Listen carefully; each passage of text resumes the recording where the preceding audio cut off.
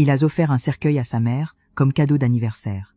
Partie 3, elle s'agenouilla près de son lit et pria. « Seigneur, pardonne à Simon, que personne ne lui fasse ce qu'il m'a fait aujourd'hui. » 2 mois passèrent, quelque chose changea.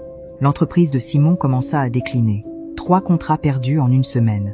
Ses partenaires se retirèrent. Son compte fut bloqué pour enquête. Il accusa sa femme, elle accusa sa mère. Leur maison était pleine de cris. Ils ne mangeaient plus ensemble, ils dormaient séparés.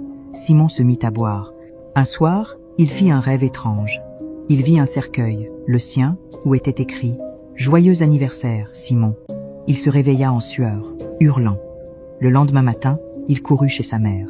Il la trouva dehors, chantant doucement, nourrissant des oiseaux. Elle souriait paisiblement. Simon se jeta à genoux. « Maman, dit-il en larmes, je suis désolé. J'étais perdu. Je croyais que tu étais un poids. Je ne sais pas ce qui m'a pris. » Elle le regarda, les larmes aux yeux.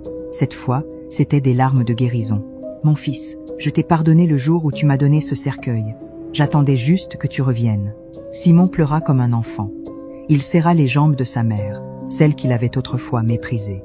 Dès ce jour, Simon ne fut plus jamais le même envers elle. Il se débarrassa du cercueil blanc, il nettoya sa maison, il la relogua dans un meilleur endroit. Cette fois, non pas pour l'enterrer, mais pour l'honorer. Il lui préparait à manger, lavait ses habits, l'emmenait faire des examens. Pour la première fois depuis longtemps, maman Della sourit sincèrement.